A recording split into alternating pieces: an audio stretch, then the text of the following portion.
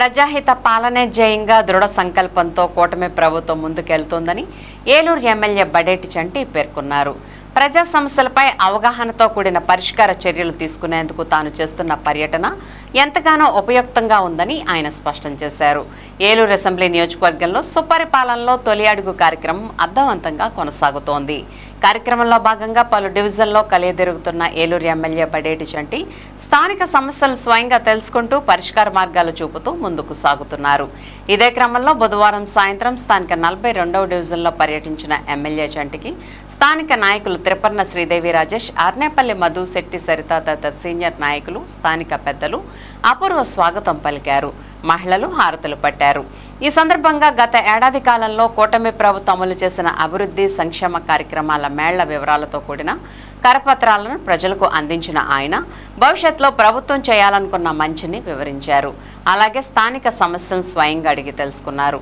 పలువురు రోడ్ల సమస్య తెలుపగా మరికొందరు డ్రైన్ల సమస్యలను విన్నవించారు. వాటన్నిటిని విన్న ఎమ్మెల్యే చంటి పరిష్కార చర్యలు చేపడతానంటూ వారికి హామీ ఇచ్చారు.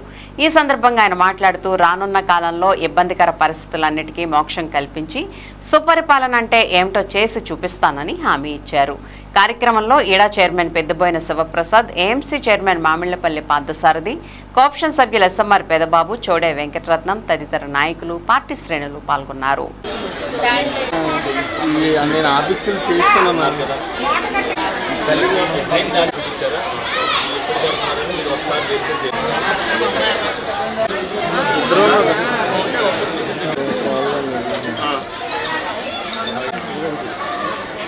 వస్తుందా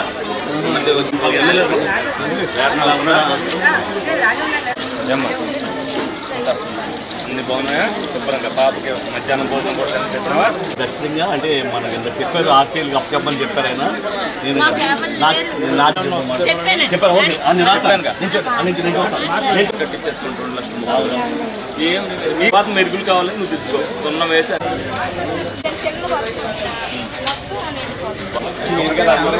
అందరూ ఓకే అని చెప్పిన గవర్నమెంట్ స్కూల్ అది మరి సుపరిపాలనలో తొలి అడుగు కార్యక్రమంలో భాగంగా మరి 42వ డివిజన్లో ఇవాళ కార్యక్రమం నిర్వహించడం జరిగింది. ప్రతి ఒక్కరికి కూడా రోజు అవగాహన కల్పించడానికి, ఎందుకంటే ప్రజలకి అవగాహన లేక కొన్ని పథకాలు ఏ వస్తున్నాయో ఆధార్ సీడింగ్ చేయించుకోవడం కానీ, కరెంటు మీటర్లు వాళ్ళకి ఏదైతే ఆధార్ కార్డు లింక్ అయిపోయినా వాళ్ళు తెలుసుకోకుండా ఉండటం కోసం, అలాగే ఏదైతే కొత్త స్కూల్లో జాయిన్ అయ్యారో, ఎందుకంటే స్కూల్లో వాళ్ళది ఏదైతే తల్లికి వందనం పడతాయి, వాళ్ళేమో తల్లికి వందనం పడద్దని చెప్పి స్కూల్లో జాయిన్ చేయకోకుండా పెండింగ్ పెట్టుకున్న వాళ్ళకి కొంతమందికి పడలేదు.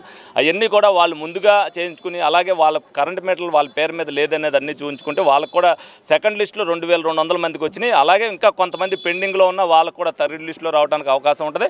అలాగే వాళ్ళు ఏదైతే ఉన్నారో వాళ్ళకి అవగాహన లేకపోవడం వల్ల, అలాగే ఇల్లు కూడా టిట్కో ఇల్లు అవ్వచ్చు, అలాగే ఏదైతే మన ప్రభుత్వంలో ఇచ్చిన ఇల్లు అవ్వచ్చు, మేమేమి ఆ ఇల్లు ఆపుకోకుండా అందరికీ కూడా ఏదైతే ఆ ఇల్లు అందరికీ కూడా కట్టించి త్వరితగతిని ఇవ్వాలనే ఉద్దేశంతో కూడా అందరికీ ప్రతి డివిజన్లో కూడా మీటింగ్ పెట్టడం జరుగుతుంది.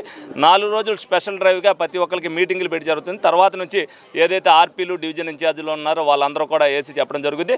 అలాగే ఏదైతే జగన్ ప్రభుత్వంలో మరి ఏదైతే బలవంతంగా దౌర్జన్యం చేసి ప్రజల దగ్గర 35,000 రూపాయలు చొప్పున 11 కోట్ల రూపాయలు వసూలు చేశారో, ఆ 11 కోట్ల రూపాయలని కూడా ప్రజలకు ఎవరైతే కట్టిన ప్రజలందరికీ కూడా ఈ వారం రోజుల్లోపు ఎవరి డబ్బులు వాళ్ళకి వాళ్ళ అకౌంట్లో వేసే బాధ్యతను మేమందరం కూడా తీసుకున్నాం.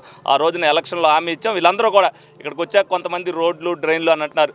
ఈ రోజున వాళ్ళని ఒకటే ప్రశ్న అడిగాం. ఇప్పుడు సంవత్సరం పరిపాలనలో చంద్రబాబు నాయుడు గారు ఇచ్చిన పథకాల్లో కానీ, చంద్రబాబు నాయుడు గారు చేసిన పనుల్లో కానీ ఏ ఒక్కటైనా ప్రజలకు ఉపయోగపడింది ఒక్కటైనా ఉందనేది వాళ్ళనే అడిగాం. వాళ్ళ దగ్గర నుంచి ఫీడ్బ్యాక్ తీసుకుంటేనే మాకు కూడా తెలుస్తుంది అనేది. వాళ్ళందరూ కూడా చాలా సంతోషంగా ఉన్నారు. డ్రైన్లు రోడ్లు అనేది అది ప్రభుత్వ బాధ్యత, మా బాధ్యత. మేము డెఫినెట్గా ఒక్కొక్క రోడ్డు ఏదైతే ప్రజలందరూ కూడా కొన్ని లక్షల మంది నడిచే రోడ్లన్నీ కూడా వేయటం జరిగింది. భవిష్యత్తులో ఏదైతే వచ్చే సంవత్సరం నాటికి ఏదైతే డ్రైన్లు ఉన్నాయో, ఏదైతే చిన్న చిన్న రోడ్లు ఉన్నాయో అన్ని రోడ్లు కూడా వేసి ప్రజలకు ఏ ఇబ్బంది లేకుండా చేసే బాధ్యతను మేము తీసుకుంటాం.